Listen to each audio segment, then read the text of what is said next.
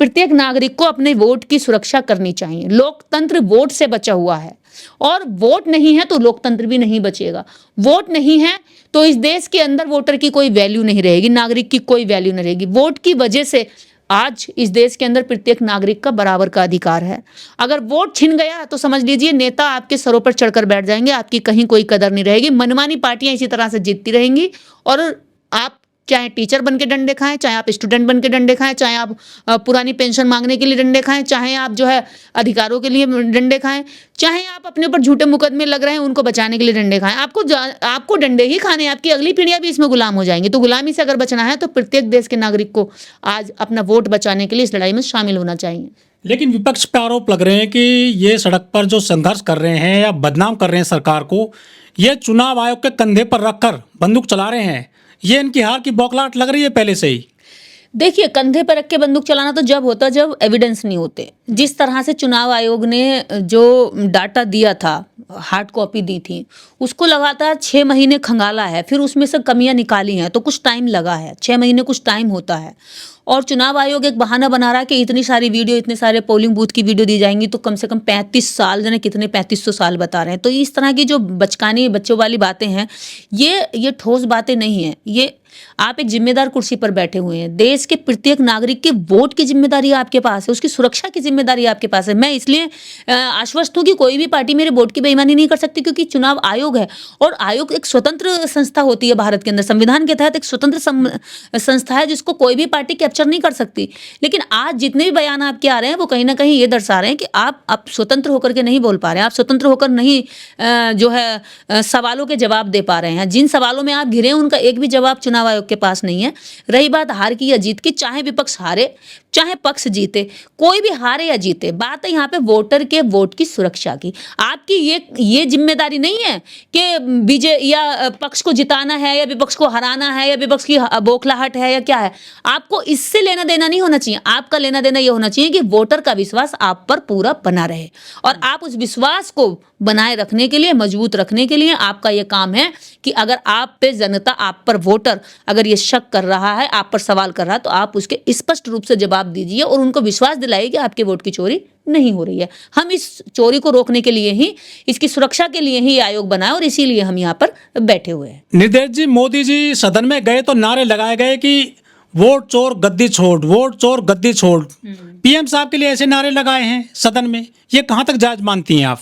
देखिए, अगर ऐसी सवाल या निशान या क्वेश्चन मार्क खड़े हो रहे हैं तो पीएम साहब को इसका जवाब देना चाहिए। आप हमारे देश के पीएम हैं और जनता, आपका नागरिक, जो आपका वोटर है, जिसने आपको वोट देके जिताया, उसको गर्व हो कि हाँ, हमने ऐसा पीएम चुना जो सवालों के जवाब दे रहा है, तरीके से बात कर रहा है। कॉन्फ्रेंस कर करके इसका जवाब दीजिए ना। जो आप पर सवाल खड़े कर रहे हैं, जो आपको इस तरह के संसद में बेइज्जती कर रहे हैं, उनको करारा जवाब दे दीजिए कि मैं चोर नहीं हूँ, मैंने चोरी नहीं की है। आप ये आते क्यों नहीं कैमरे के सामने, बताते क्यों नहीं है कि मैंने चोरी नहीं की है, और नहीं की है तो कैसे नहीं किया। अगर वो आपको चोर बता रहे हैं तो उसके सबूत दे रहे हैं ना, विपक्ष सबूत दे रहा है ना।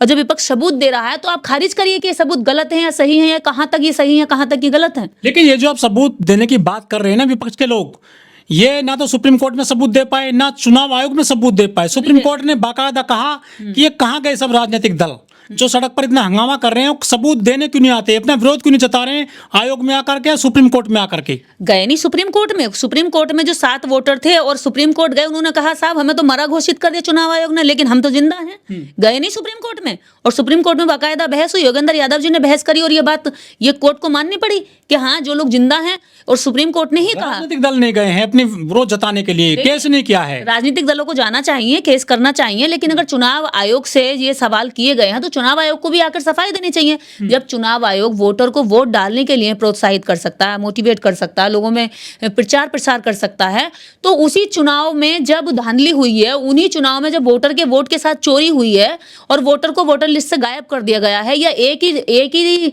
एड्रेस पर 80 लोग जो है, एक ही बाप की औलाद 80 निकल कर आ रही है, एक आदमी के 80 बच्चे और वो 80 लोग वोट दे रहे हैं, और आकर के पिता का नाम सेम है। कहीं कहीं चुनाव आयोग ने यहाँ तक भी देखिए लिस्ट में निकल कर आया है कि माता का नाम रानी है, पिता का नाम चुनाव आयोग। ये कैसे हो सकता है? तो मैनुअल त्रुटि हो सकती है वो तो। और ऐसी कितनी हो जाएंगी? ऐसे हजारों वोटर आ रहे हैं। आप देखिए 1.25 लाख के करीब ऐसे वोटर हैं जो फर्जी निकाले गए हैं, जो जबरदस्त मतलब डाले गए हैं, और लगभग 30 करोड़ के करीब 35 करोड़ के करीब जो वोटर लिस्ट से गायब किए जा रहे हैं, जो लोग पलायन कर गए हैं, जो लोग बाढ़ में जिनके घर बह गए हैं। आप बताइए जिनके घर बाढ़ में बह गए उनका घर कैसे ढूंढा जाएगा? कैसे पता करेंगे कि यहाँ पे रहता, उसका तो वोट गया। जो लोग अभी बाहर कमाने खाने के लिए आए हुए हैं, जब वो आपकी सरकार वहां पे रोजगार नहीं दे रही है, तो लोग कमाने खाने के लिए कोई दिल्ली आया, कोई पंजाब गया, कोई गुजरात गया, कोई कहीं राज्य में, कोई कहीं राज्य में कामगार मजदूर लोग गए हुए हैं। तो एक तो मजदूर को आप जो है रोटी भी नहीं दे रहे, मजदूर को रोजी भी नहीं दे रहे, रोजगार भी नहीं दे रहे, ऊपर से उसका वोट भी छीन लोगे। उसे तो देश में नागरिक होने का ही हक छीन रहे हो आप। तो ये जो धोखाधड़ी वोटर के साथ हो रही है, ये बहुत बड़ी स्कैम है, और इस पर चुनाव आयोग को खुलकर बोलना चाहिए। जब चुनाव आयोग से वीडियो मांगने की बात हुई कि भैया आप वीडियो बता दीजिए कि क्या 5 बजे के बाद इतनी वोट डली, क्या वास्तव में इतना वोट परसेंट 5 बजे के बाद डल गया, अचानक से इतने सारे लोग आए और वोट डालकर चले गए। तो चुनाव आयोग का बहाना देखिए, उसी से पता चलता है कि वोटों की चोरी हुई है। और ये कोई ऐसे ही नहीं कहा जा रहा, सबूतों के साथ में विपक्ष इस पर आरोप लगा रहा है, और सबूतों के साथ में लगा रहा है, तो चुनाव आयोग को जवाब देना चाहिए कि क्या त्रुटि हुई है, कैसे हुई है, क्यों हो गई। 1-2 वोट में हो सकती है, 100 में हो सकती है, 1000 में हो सकती है, लेकिन लाखों तक में ये धांधली हो रही है। तो इससे आप जस्टिफाई नहीं कर सकते कि आप खुद को बचा लें कि मैं इस बात में डिफेंड कर रहा हूं कि माताओं बहनों की वीडियो दिखाना क्या सही है, माताओं बहनों की वीडियो दिखाने से उनकी इज्जत का सवाल है। तो चुनाव आयुक्त तो जो ये बात कह रहे हैं, मैं चुनाव आयुक्त साहब से ये कहना चाहती हूँ कि वोट डालना किसी भी नागरिक, चाहे महिला हो या पुरुष हो, उसके लिए गर्व की बात है, प्राउड की बात है। हम वोट डालकर गर्व महसूस करते हैं, शर्म महसूस नहीं करते कि आपको वोट की वीडियो डालते हुए आपको शर्म महसूस हो रही है। और आप चुनाव आयुक्त तो होते हुए आपके पास इतना भी वजन नहीं कि जो बात मीडिया में बीजेपी के प्रवक्ता बोल रहे हैं वो बात आप चुनाव आयोग, वही भाषा चुनाव आयोग यूज कर रहे हैं। तो कैसे पता चले कि भी चुनाव आयोग मिला हुआ नहीं है या मिलकर वोट की चोरी नहीं करवाई है। 2024 के लोकसभा चुनाव में राहुल गांधी और अखिलेश यादव कह रहे थे कि संविधान बचाएंगे। जब भी उन्होंने प्रोपागंडा चलाया था, इस बार उन्होंने जो है वोट पकड़ लिया है कि वोट चोरी हो रहा है। सफलता तो इनको मिलेगी नहीं। कुछ लोग कह रहे हैं कि सिर्फ बदनाम कर रहे हैं सरकार को ही। एक बात बताइए, क्या वोट का अधिकार संविधान में नहीं है? संविधान के बाहर है वोट का अधिकार या संविधान के अंदर है? आप ही बताइए पत्रकार महोदय, आप जवाब दीजिए ना। क्या संविधान के अंदर है, संविधान के बाहर है वोट का अधिकार? संविधान के अंदर, संविधान के अंदर है ना। तो जब आपके पास वोट का अधिकार होता है तो आप किसी भी पार्टी को आंख में आंख डालकर सवाल कर सकते हैं, और इसी अधिकार के तहत आप संविधान को बचाने की भी लड़ाई लड़ सकते हैं। आपका जब वोट का ही अधिकार नहीं रहेगा तो कौन बात नेता आपकी सुनेगा? कौन नेता आपकी ओर देखेगा? कौन नेता आपके घरों में आएगा? आज नेता आपकी झोपड़ी, झुग्गी, आपके भैंस के तबेले, आपको आपके खेतों में जो है हाथ जोड़ जोड़ के पहुंच जाते हैं। किसके दम पर पहुंच जाते हैं? वोट के दम पर पहुंच जाते हैं। आपके पैर छू लेते हैं जो लोग आपकी शक्ल देखना पसंद नहीं करते, जो आपकी जाति से भी घृणा करते हैं, जो आपके काम से घृणा करते हैं, जो आपके गंदगी से घृणा करते हैं, जो आपके घरों की चौखट नहीं चढ़ना चाहते कभी भी, ये आपको अपने घर की चौखट पर नहीं चढ़ाना चाहते, वही नेता आपके घरों में आकर आपकी थाली में साथ खाना खाने का नाटक करते हैं। पता है क्यों करते हैं? वोट की वजह से। और जब वोट ही छिन जाएगा तो काहे का लोकतंत्र बचा? फिर कैसे आप अपनी बात रखेंगे? कैसे नेता आपके पास आएंगे? बड़े से बड़ा नेता झुककर जमीन पर आ जाता है, किसके दम पर? वोट के दम पर। जब आपका वोट ही छिन जाएगा, जब आपके वोट की ही कोई कदर नहीं रहेगी, जब वोट ही आपका धोखाधड़ी से, जब आपको पता ही नहीं चलेगा आप वोट डाल किसको रहे हैं और जा किसको रहा, हार कौन रहा और जीत कौन रहा, तो क्या मतलब रह जाएगा फिर यहाँ पे पक्ष का और विपक्ष का? ना इस देश के अंदर कोई विपक्ष बनेगा, ना इस देश के अंदर वोटर की कोई वैल्यू रह जाएगी, ना इस देश के अंदर नागरिक अपनी बात रख पाएगा। उसको जब मन चाहेगा जब जेलों में ठूस दिया जाएगा। बीजेपी सरकार इसीलिए स्कूलों को बंद कर रही है और जेलों की जो संख्या है वो बढ़ा रही है, उनका जो स्कोप है वो बढ़ा रही है। क्यों? क्योंकि उन्हें पता है कि जितने भी बोलने वाले नागरिक होंगे सबको जेलों में ठूसेंगे हम तो, क्योंकि शिक्षा इन्हें देनी नहीं है, और जब ये शिक्षित होकर के कुछ बोलेंगे तो जेल इनके लिए तैयार है। जो चुनाव आयुक्त हैं उनकी बिटिया हैं, डीएम है वो गौतम बुद्ध नगर में, नोएडा में। लोगों ने उनको कोसना शुरू कर दिया कि आपके पिताजी चुनाव आयुक्त हैं, वोट चोरी करा रहे हैं, तो उनको इतना परेशान किया, उन्होंने अपना ट्विटर हैंडल बंद करना पड़ा उनको। ये तो लोगों ने निशाना बनाना शुरू कर दिया है इस पूरे मामले को लेकर, अधिकारियों को भी। इसके लिए मैं कहना चाहूँगी कि पहली बात तो इस तरह से उनको टारगेट करना गलत है, लेकिन दूसरी बात यह है कि उन्होंने एक डीएम होते हुए इतना कमज़ोर स्टैंड लिया कि उन्होंने अपना जो है ट्विटर डिलीट कर दिया। आप हमारे ट्विटर पे जाकर देखेंगे तो 1000 1 लाख गालियाँ आज तक हमने नहीं की, हम सामना कर रहे हैं। तो मुझे ये लगता है कि अगर हम कमज़ोर हैं तो कहीं ना कहीं हम गलत भी हैं।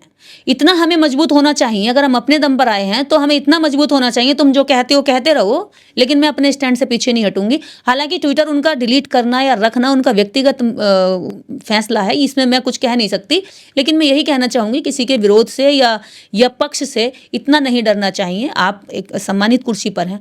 दूसरी बात यह है, जब औलाद पिता के अच्छे कामों की भागीदार है तो बुरे कामों की भी भागीदार बनती है। जब अच्छे कामों का क्रेडिट औलाद लेती है कि मेरे पिता ये हैं, जब गर्व से हम कह सकते हैं, तो अगर गलत चीजें उनके साथ जुड़ गई हैं तो बच्चों के साथ वो गलत चीजें भी कहीं ना कहीं उनका पीछा करती हैं।